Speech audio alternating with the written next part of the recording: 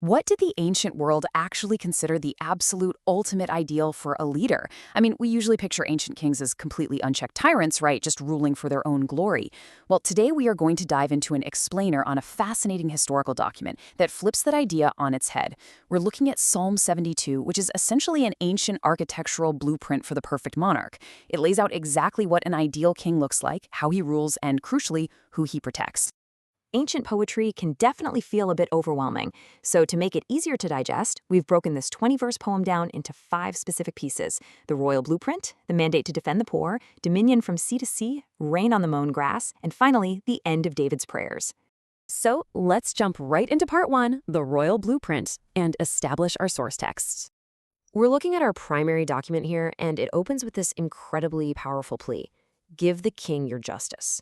Right at the top of the English Standard Version of this ancient text, before the numbered verses even kick off, there's a very specific attribution. It just says, of Solomon. And Solomon, as you might know, was one of the wealthiest and most famous kings in ancient history. This text is basically a direct petition to God, asking him to endow this royal son with divine justice and righteousness. Think of it as the ultimate job description for the throne. Moving right along to part 2, the mandate to defend the poor, which is really the heart of this blueprint. This brings us to the very first thematic pillar of this ideal king. And honestly, it's a pretty surprising one. In a world where supreme power usually meant completely ignoring the peasants, this king's rule is totally justified by how he defends the marginalized. If you scan through verses 1 through 4 and then jump to verses 12 through 14, certain words just keep flashing like warning lights: righteousness, justice, poor, needy. The text specifically asks the king to judge the people with righteousness, but then it immediately pairs that with judging the poor with justice.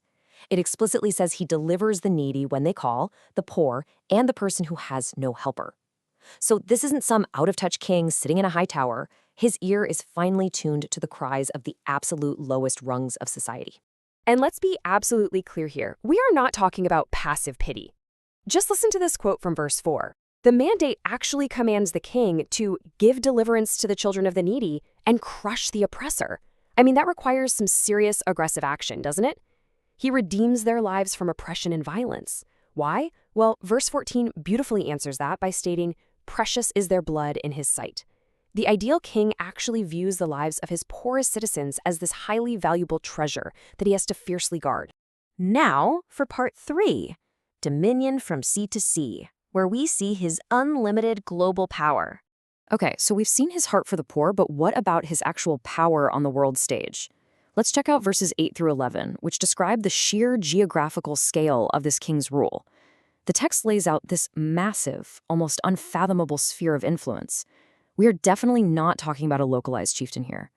The poem describes kings from the most distant known regions, bringing him economic tribute and gifts. It mentions places like Tarshish, the distant coastlands, Sheba, and Seba.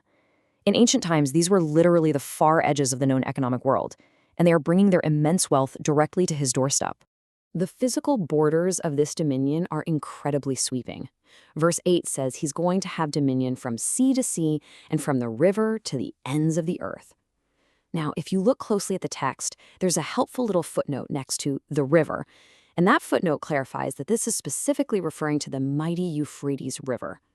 So it's painting this mental map for us of a kingdom stretching across vast, ancient empires. But it's not all just polite gift exchanges and diplomacy. Just listen to the visceral imagery in verse 9. May desert tribes bow down before him, and his enemies lick the dust. Wow, that is a highly striking image of total submission. It paints a picture of an absolutely unstoppable conqueror whose enemies are entirely humiliated and defeated. And on top of that, verse 11 boldly states that all kings will fall down before him and all nations will serve him.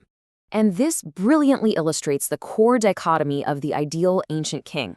On one hand, you've got the conqueror, enemies licking the dust, desert tribes bowing down, global monarchs paying massive tribute.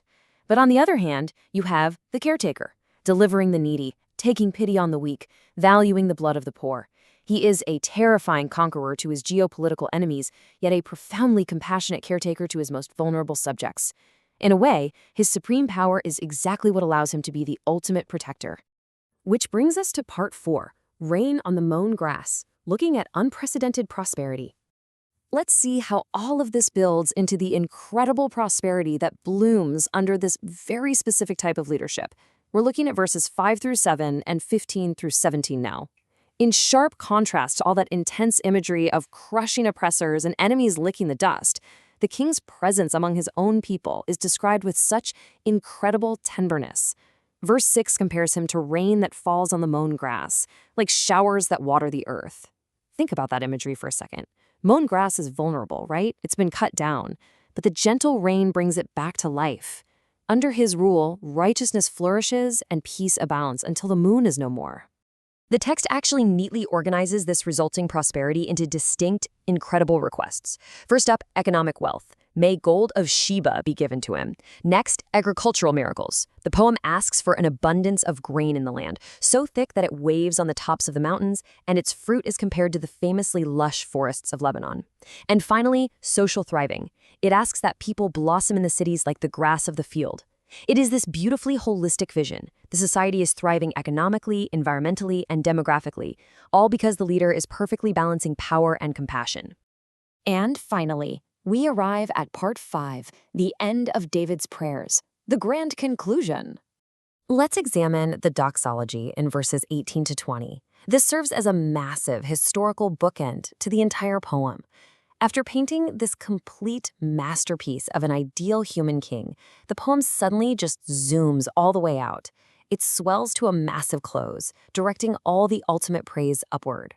It says, "Blessed be the Lord, the God of Israel, who alone does wondrous things." It declares that his glorious name should fill the entire earth, and it ends with a definitive, ringing amen and amen. It recognizes that this perfect, ideal role is ultimately just a reflection of divine glory. Now, check out this fascinating, almost administrative sign-off right at the very end in verse 20. After that grand amen and amen, we get a sudden shift in tone. It simply reads, "The prayers of David, the son of Jesse, are ended." Now, remember, at the very beginning of the document, the title attributed this psalm to Solomon, but here at the end, it is sealed as the end of the prayers of David, who was Solomon's father.